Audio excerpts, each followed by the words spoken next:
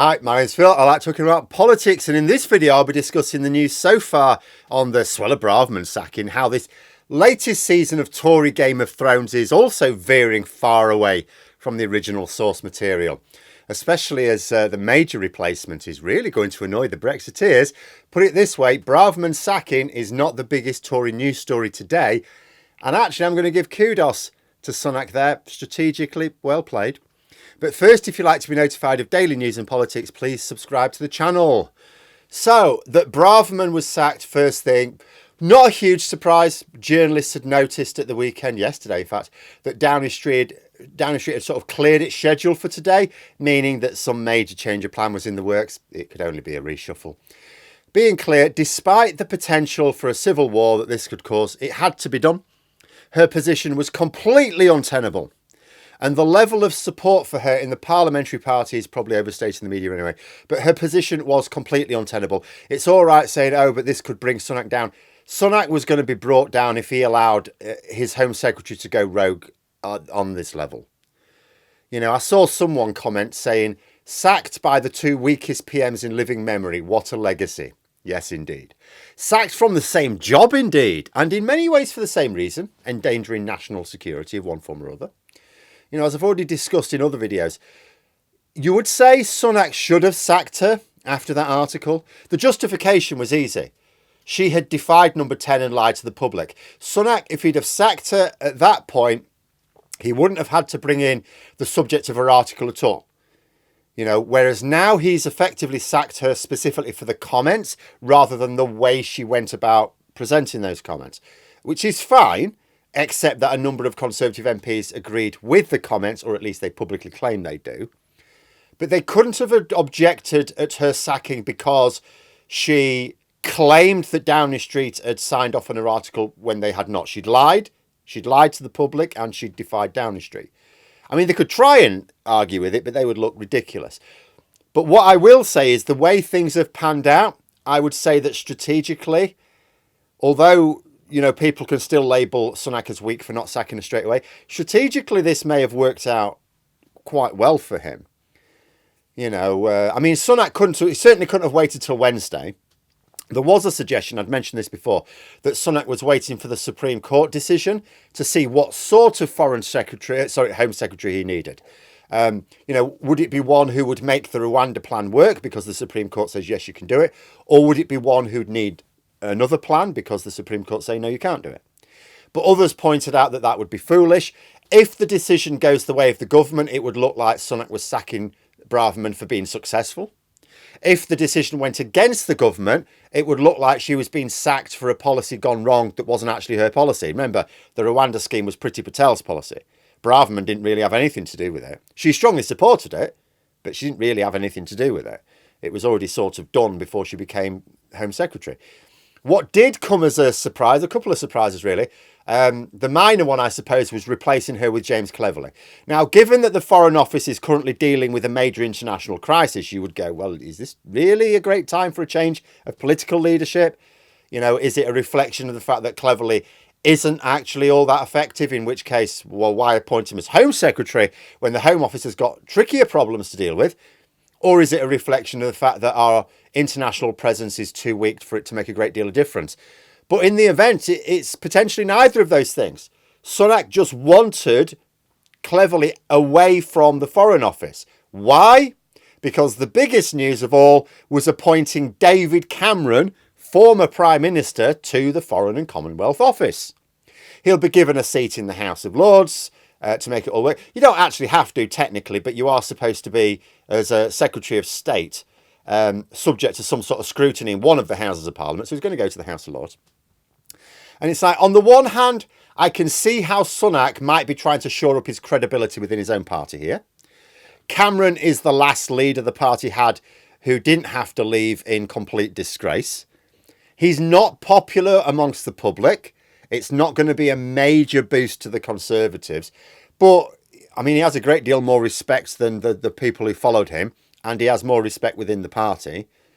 But it does somewhat contradict Sunak's recent policy directions, doesn't it? First of all, top trolling, David Cameron campaigned to remain in the EU. He was actually the leader of the Remain campaign.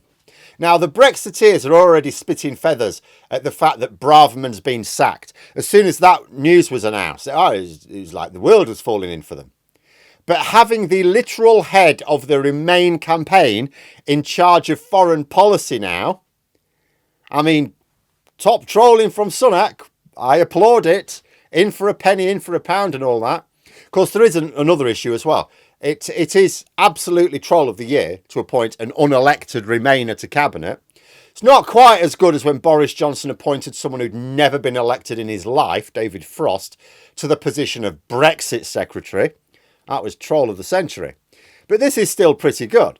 The Brexiteers are hopping mad. But there was me thinking that Sunak didn't have a sense of humour. You know that time he tried to pay for petrol with a can of cola or asked a homeless man if he was in business? You know, and I thought, well, that's just him being out of touch. No, it's obviously he was playing practical jokes that I just didn't appreciate at the time. In justifying the dropping of all levelling up policies that the Tories have been promising for the past 13 years, remember this, Sunak argued that he was going to be making that's his phrase now, long-term decisions for a brighter future. He argued that successive governments had failed to make the big decisions for the long-term benefit of the country, and he was going to start doing that from scratch. So it's like, oh, sorry, I can't show you any benefits for the election. That's because I'm making long-term decisions.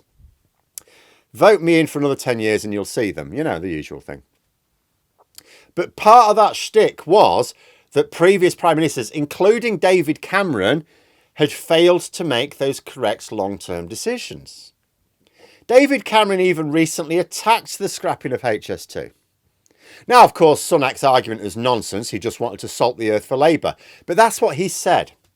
So this assertion that former prime ministers, including David Cameron, were running failed governments. Well, Sunak has now said that this former prime minister who got the basics of government wrong should hold the joint third most senior position in his government. Makes no sense. But then I suppose the Tories have not had to make sense for some time. It's not even like Cameron's essentially clean. You know, if you're trying to, move away from the idea of Tory sleaze. I mean, remember the Greensill lobbying scandal? If you're trying to persuade the country that your government is not riddled with sleaze, you do not invite David Cameron to play a senior role in it. And it also seems odd to appoint Cameron to the Foreign Office when he's famous for his foreign policy failures. Indeed, his foreign policy failures directly led to the years of chaos we have endured since. I do not think Cameron is coming back to help clear up the mess either. That being said, it is a big move. It will overshadow Braverman's sacking. That'll be the big news. The big news this morning is David Cameron, Foreign Secretary, not Suella Braverman, now a backbencher. It will inevitably take the wind out of her sails. Yes, she's going to write a resignation letter, which no doubt is a 3-page long whinge. But, I mean, it's not the big news. I mean, being honest, Sunak wasn't fooling the public that he was providing a different direction to the failed Tory governments of the past 13 years anyway. He wasn't convincing them that he was governing with integrity. So in practical terms, actually, although I can point out a few inconsistencies here, appointing David Cameron, I don't think it does him. I can't see any obvious harm that it does him with the public or his own MPs, and could actually do a little bit of good in terms of getting a few moderate, undecided voters to consider voting Conservative again. It may only be a few. I don't want to overstate it. I mean, you know, those who might remember more stable times and who will not associate him with the subsequent mess, which is precisely why Cameron cut and run after the referendum. But there will be others who remember him as the leader who was too weak to stand up to the ERG, who abandoned the party to Theresa May and Boris Johnson when it all went wrong, ran away to France. You know, there will be more movement in this reshuffle, of course. If any of it is remarkable, then I'll discuss it later. But I can't imagine that anything will be bigger news than a former Prime Minister returning to Cabinet. This has not happened since before I was born. As someone said to me this morning, Sunak will be appointing Boris Johnson as his ethics advisor next. And going back to Braverman, it will be interesting to see what happens now. Sunak delayed sacking her because he wanted the whips to make sure that she didn't have enough support to cause major problems. And, as it seems the case now, to negotiate with David Cameron. That does justify the delay in sacking her. It looked weak. It looked foolish, this delay in sacking her. But if it was to negotiate the return of David Cameron, then you could argue that strategically it will have been worth it for Sunak. it may well also be that they've satisfied themselves that Braverman, do you know what, doesn't really have that much support in the parliamentary party. In the media, sure, but not in the parliamentary party. Lots of people are assuming that it's confidence vote time now for something. Oh, that's it. The letters will be flooding in. Maybe, I don't know, but I think may also be that if she tries to cause trouble, apart from, you know, Andrea Jenkins come out in support of her, I mean, I think that's about it. There's maybe a few others. All the Tory MPs essentially seem to be keeping their heads down. Maybe they're trying to work out how today's moves affects their own election chances, because that's what they prioritise. In the short term, I would say today will be a good one for Sunak, unless he messes something up this afternoon. It will get everyone to sit up and take notice. It certainly got me to sit up and take notice. That includes the public as well as his own MPs, as well as us, like, you know, political nerds. It's a bold move, but unlike some of his others, it's not one you would say is a stupid move. You can see this being a net good move. Because if I were to summarise the events of this morning, I would say this.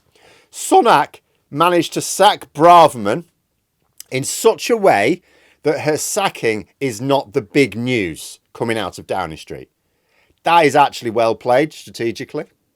But there we are. Those are my thoughts. Let me know yours in the comments below. Hope you found the video interesting. If you did, please click the like button. And if you'd like to support the channel further, the join button for memberships. And until next time, I'll see you later.